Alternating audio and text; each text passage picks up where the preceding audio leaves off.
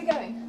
I don't know. It depends on the randomizer. What? Well, it's called Randomiser, and it operates under a very complex scientific principle called potluck. Yes, that's right, Doctor. Hello, everybody. You join Marina and myself aboard the TARDIS for a very exciting experiment. Yes, the plan is that by linking the randomizer to the TARDIS, we'll not only get a random episode selection, but we'll actually get to visit a place related to that episode itself. Isn't that right, Doctor? Exactly, good heavens, that's exactly right. Thank you. Now, if I may... Oh, that's fine, that's fine. Oh, I've always wanted to do this. Right, here goes. Now,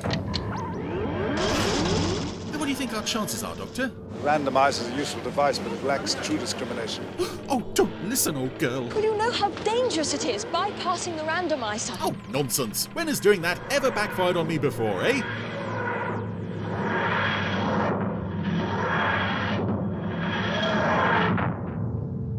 We've arrived. What? I said we've arrived. We got there. Ah, marvellous. Shall we go out and take a look?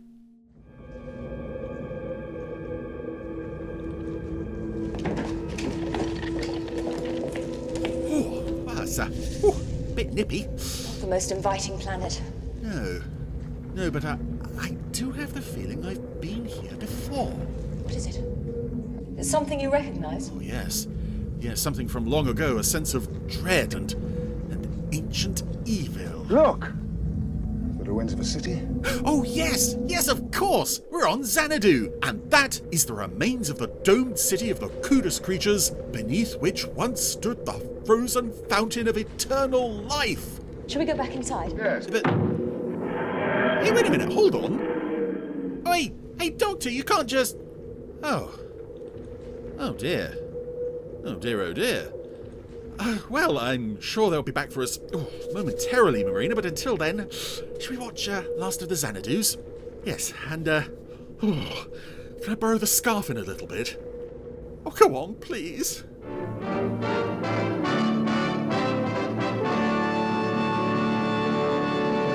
Well now, how appropriate it is that as we approach the end of the year, we get a very chilly, very cold episode with Last of the Zanadus as we open on, indeed, the frozen planet of Zanadu, and this lovely little ice palace model just pops out from under the surface.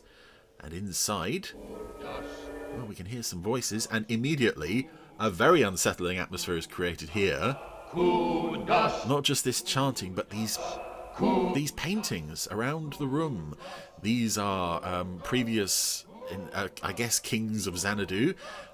They look quite similar to the paintings that Keith Wilson did for the in Balor's cell in End of Eternity. There is a definite sort of lineage here, so I'm wondering if these paintings are his creation. Oh, voices of my ancient ancestors! There's one of them which is bears an uncanny resemblance to David Bowie, which is quite interesting. Fires that will get us rid of the space rodents, the hated Lazoons, forever! And here's an interesting chap. Hail Kudos! His name is Kudos. He is the last survivor of the Kudos race, so his name is also the name of his race. Enough myelomatosis virus. And he is, he's developed a virus that will kill the species that has brought the Zanadu race to the point of extinction. We are, of course, referring to... Loon to another. The Lazoons. Everyone is destroyed. Because who knew that Zoonie and his brethren were... Ancestors will be avenged. had the capability to commit genocide. You may joke about such things, but, you know, that is what this story is presenting. Silence. The Lazoons were vermin that overran the world of Zanadu. And what you may not get from that little speech that Kudos gave there is the fact that the people he was talking to, those chanting voices, were all on tape. Because Kudos really is the last survivor of his race, but he has recordings of his ancestors chanting his name. And just that setup, coupled with this creepy music and the paintings and the freaky boggle-eyed look of the Kudos puppet, there's a very unsettling atmosphere created very early on in this episode, which is very nice, and it will continue. Dear, my hair. It's just like space weed. Oh, okay. Look at you, Zoonie. Well, Zoonie scrubbed up quite well. Come home. He's got a little bow tie on. He does look very smart. You look a real cute toot, Zoonie. Oh dear. Venus's hair doesn't look too bad. It doesn't look like space weed. Oh dear. No begging for scraps. If you behave yourself, we'll give you some Martian delight you like so much. Ah, well, that's something that's an incentive to keep Zoonie behaved and not off causing space genocide. Meanwhile, at Steve's apartment, with the groovy music. Ah, Venus is doing the cooking. Oh, because of course she is. For your guest, Steve? Great, Venus. She's a woman, after all. Major Ireland is really going to enjoy his first night back on Earth. 10 years is a long time. And if not, thank God there's that new McDonald's that just opened around the corner. Should really entertain more often. Everybody in Space City is envious of it. Okay, Venus. I'll entertain more often on one condition. And that is? You do the cooking. Oh, well, she's made a rod for her own back there. Personal intercourse, Steve. Yes, everyone likes Steve's apartment, which I believe he moved into at some point during the course of the series. I think it was Space Pen he moved in there. You coming down? Be right with you, Commander. Over and out. Major Island here already? Oh. But I haven't even started to get changed yet. Despite the fact that I was in front of the mirror just now. May have electronic dishwashers, but women? They haven't changed one bit since the 1960s. Oh, I'm a sexist pig, but it's in an era that it's okay for me to say such things. Thank God that'll never change.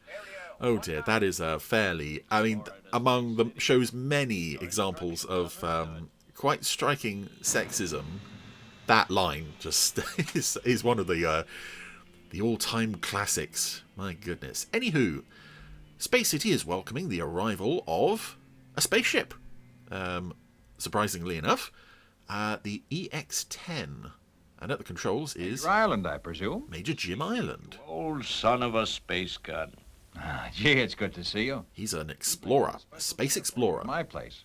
Venus is a wonderful cook. Venus? Oh, of course, you won't have met her.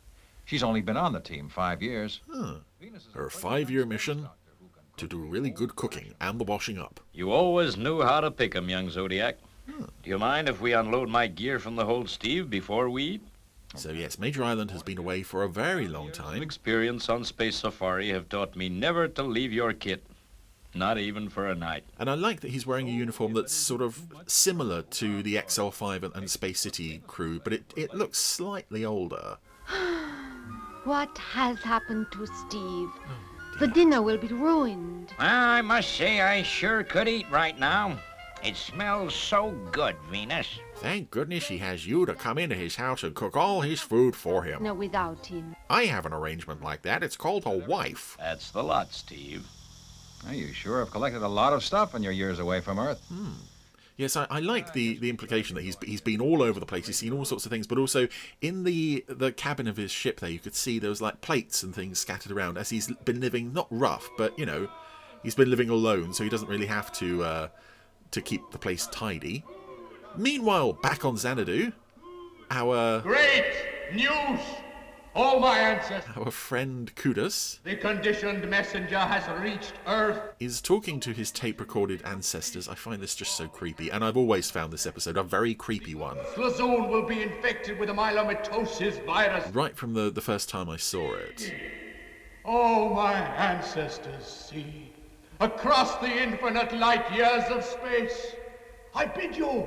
See, yes, I have a very clear memory of this episode. I first saw it again as, I'm sure I've mentioned this, I had volumes 4 and 6 of Fireball XL5 on VHS. This was on volume 4.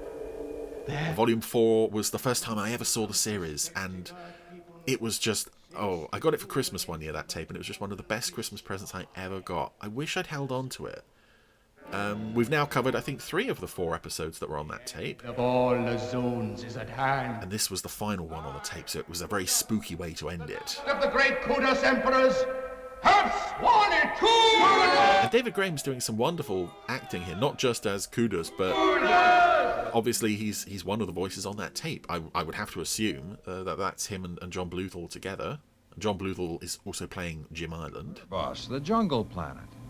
When did you videotape these shots, Jim? Have we been there, Matt? Years ago, I was there for quite a time. Zoonie's fallen asleep. Quality picture for a portable videotape machine. Yeah, some fine shots.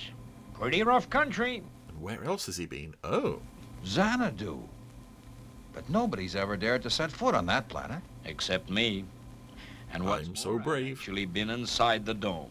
There it is now. Yes, he's got footage of Kudos' control room, and not only that, but Kudos himself making a speech. And wouldn't you know it, this is the point Zoonie decides to wake up. And he recognises one of his, well, I was going to say, most sort of feared figures, but actually, you know, if the Lazoons wiped out the Kudos people, then maybe Zoonie is a bit embarrassed of his association with the genocide. I'm so sorry, Major. I should have known not to show that sequence while he was in the room. Oh, yes, a man making a speech. Aren't the Zanadus sworn to rid the universe of Lazoons? Yeah, they're doing a really good job of that. Yes, something like that. Yeah, Zoonie knocked the tape off. Zanadu was once overrun by wild Lazoons, and the Kudos creatures were almost destroyed by them. I wonder, though, about the Lazoons overrunning the planet of Zanadu, because it's a frozen waste. Boss, a touch of the old space. Did the Lazoons evolve there naturally? Did they arrive on a spaceship that they hijacked? I don't know. To help you sleep. Oh, no. Please don't trouble. It's a strange part of a very strange story, the idea that the Lazoons were somehow responsible for genocide. Dinner were most clear. Good night, everyone. Anywho, Major Island is, well, he's a bit tired. Fine man, the Major. Been through a great deal. Is it true, Steve, what he said about that odd character on Zanadu and the Lazoons? Yes, it's true, all right. You're harbouring a genocidal maniac, Venus. Zanadu is a long way off. Yeah, so it doesn't matter. Oh, and Zoonie has helped himself to... Or maybe he's helped himself to a bit of it, or maybe he's just making eyes at the Martian delight that he was promised. Meanwhile, in Colonel Zodiac's apartment, I guess he's hosting Jim Ireland for the night. But Jim Ireland can't get any sleep. Voices in his head are keeping him awake again, and this is a very creepy shot. Of Kudos just materialising at the foot of Ireland's bed. And Ireland is just so static in his expression. He doesn't blink, but his eyes are barely moving as well. It's all a bit sort of Captain Scarlet-y, this. Among Earthmen, Major Ireland, have seen the secret of Zanadu. Because Major Ireland did not escape Xanadu One must pay the price. unaffected. Whenever you will be the slave of Kudos. Oh, he's been enslaved. Go now and accomplish your mission. Your appointed mission. Don't get the camera any closer, he's freaky. Destroy the Earth Lazoon! It's, again, going back to the idea of the Lazoons and the Kudoses as mortal enemies. It's strange that you would have such an effectively unsettling and even, you know, dare I say it, chilling villain, and their one obsession is exterminate Zoonie. But, you know, apparently the Lazoons have wrought terrible damage against his people, driven them to the point of extinction. I don't know what they did. They just sort of showed up, made a few noises, and all the Kudos creatures just decided to kill themselves out of just sheer frustration. Anywho, someone is sneaking into Venus's apartment. They've spotted the Martian delight on the table. So Zoonie didn't get it after all. I guess he was a naughty boy knocking the camera off the table. Oh, Martian delight, if you're wondering, it looks like fudge, because Jim Ireland has just opened it up and placed a few drops of... Oh, no, okay, he wasn't at Venus's apartment, that was at Steve's apartment. They left the Martian delight there, and he is now taking it to Venus's beach house on his hover bike thingy, jetmobile even. And while Venus sleeps, and Zoonie sleeps, Major Ireland lets himself in, because I guess nobody in Space City locks any of their doors. And why should they? They all know each other. Or Zoonie gets the wah-wah music, even for just lying there asleep. He wasn't doing anything, but this has woken him up. Arrival of Jim Ireland in a snazzy dressing gown, holding some Martian delight that Zoonie loves so much. Left it by his basket. Zoonie sleeps in a basket. That's quite sweet. And of course, by next morning, that Martian delight is gone. I mean, probably realistically within about 2 minutes that Martian delight was gone, and Zoonie is not looking well. Oh, Zoonie, you naughty boy, stealing a box of Martian delight. What have you got to say for yourself? No regrets. He's not moving. Zoonie, what's the matter? Oh dear. Feeling better this morning, Jim? Not so good. It's my head. And the voices in it have been very loud all night. You should take it easy. You've gone through a lot these past 10 years. Yep, it's been tough, all right. My God, we'll talk about how wonderful I am later on. In fact, this character was one of the inspirations for a character in one of my Terrorhawks episodes, actually.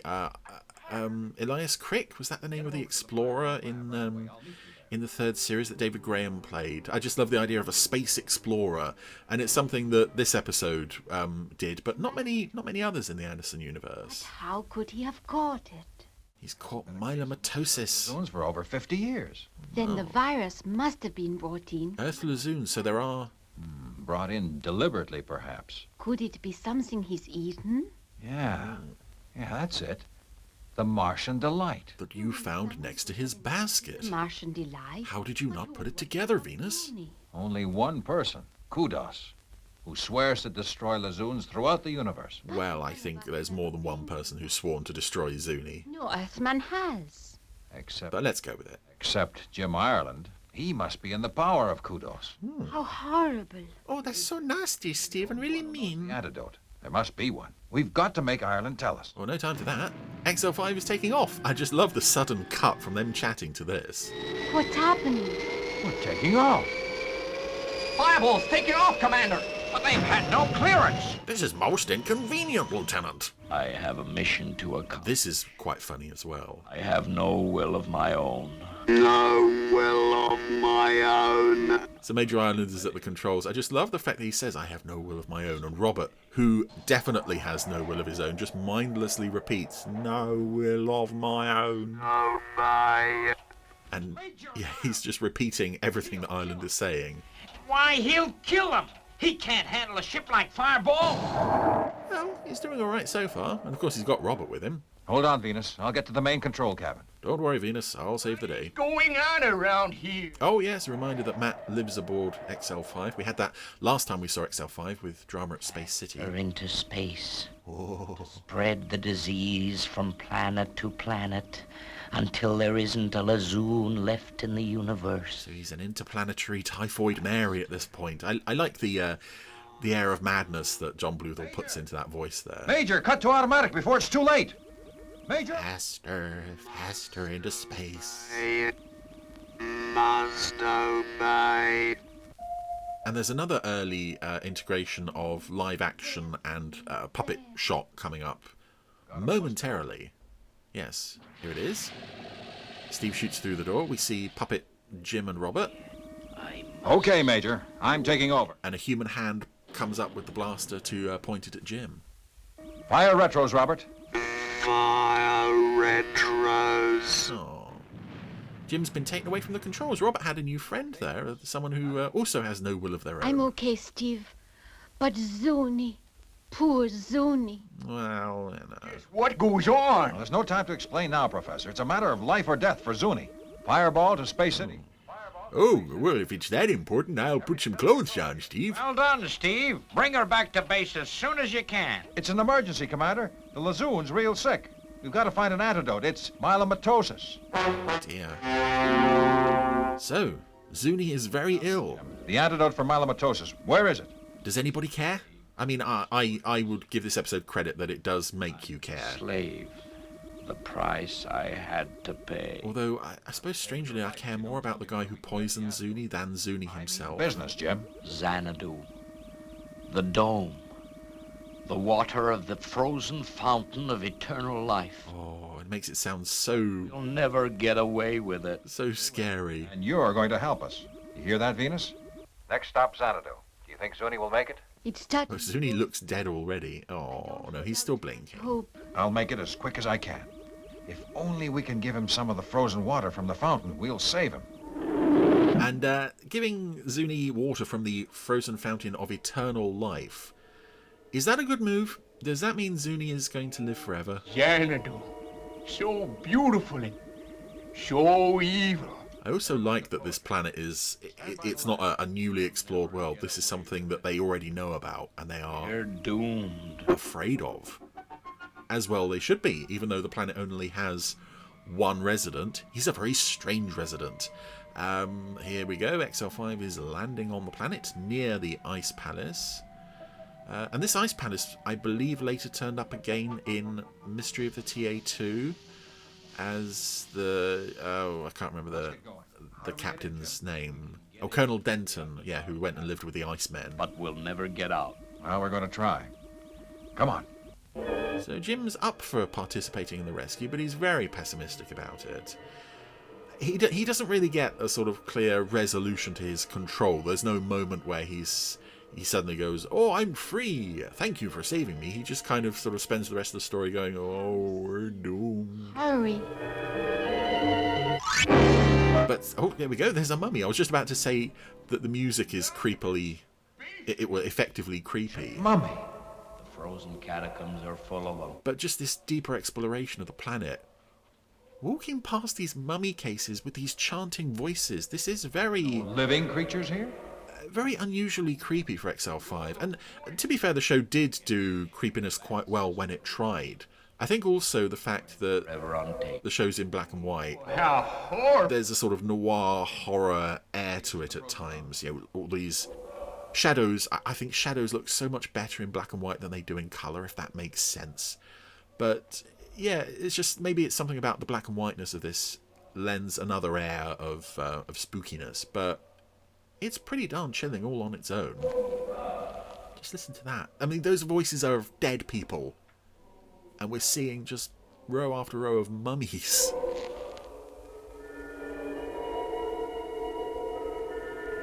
Yeah, some very effective, I guess this is Barry Gray atmosphere stuff on the old Ons Martineau. Steve and his party are still making their way through the catacombs. I guess this is the way Jim came when he explored the planet. Oh, that's a pretty effect. A frozen fountain. Frozen fountain of life. Frozen with all the water in mid-plume, which I don't think would quite work, but... The secret of Zanadu. Oh, here he is. Our favourite weirdo. Gun is aimed straight at your head. But before I kill you, who are you? Steve Zodiac, Space Patrol. I love as well that Steve just introduces himself and then opens fire. It's like, that's all you're getting. Stand back. I've got to save Zoonie, nothing else matters. And there we go, he's broken off a piece of the fountain. Not a very big bit, but it seems to have done enough damage to break the fountain. Let's hope we're in time. Hey, look, Steve. Now that you've smashed the fountain of life, Kudos has become an old man. Oh, and that's a very creepy shot. This puppet suddenly aged up, writhing on the floor. Matt, but we may still be able to save the Lazoon. Come on. Although, again, I'd have to question the effectiveness of the Fountain of Eternal Life, considering Kudos is the only survivor of this entire race. What were the Lazoons doing to them to wipe them out? Oh well, who cares? Because this Lazoon is feeling much better. He's going to be alright. Steve, he's coming round. He's going to live. Forever, potentially. Yes, that is a chilling thought, and even more chilling is this. Hail you, my ancestors. Old man Kudos. Life has been destroyed. All his plans are in tatters. Kudos. His dreams of vengeance are totally thwarted. What can he do? Well, My mission. He could just retire quietly. All is lost. Enjoy the last, enjoy what little time he has left. Or pull the lever for the self-destruct mechanism and commit suicide. Because why not? And again, it's another part that adds to the creepiness of the character, because he seems to drop dead at that point.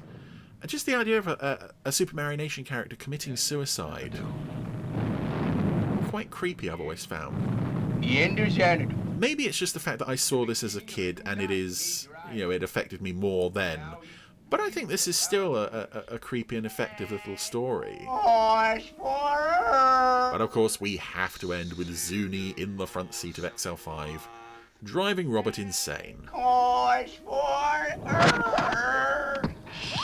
Again, it's this kind of behaviour that probably drove the Kudos people extinct. It's mine. Too late, Steve. Oh dear. Well, as Zoonie does his best to thoroughly break Robert, and yeah, he's really going into a meltdown here. Explosions in his head, chest, there's smoke pouring out of his arms. But no one on the XL5 crew is ever bothered about that, because they've got Zoonie back. And Zoonie is now free to wreak genocide upon more unsuspecting innocent races. Anywho, that was Last of the Zanadus, and as I say, the fact that I had this one on VHS as a kid and watched it a lot maybe colours my my views on this one, but I've always found it a very, very creepy and effective little, almost a horror story really. It's just so atmospheric and so just beautifully shot. But also, I think we have a really effective villain here in Kudos, and also the world that he lives in, that ice temple and those catacombs with the mummies. It's just mummies in Fireball XL5. We're really sort of acknowledging the concept of death with this episode in quite a heavy way. And there's just so many little bits that, to a young mind, really sort of went, whoa, this is quite weird. You know, the voices on the tape that Kudos makes speeches to. He's just an all-round great weird villain, so all in all, one of my favourite spooky little episodes of Fireball XL5. Good stuff.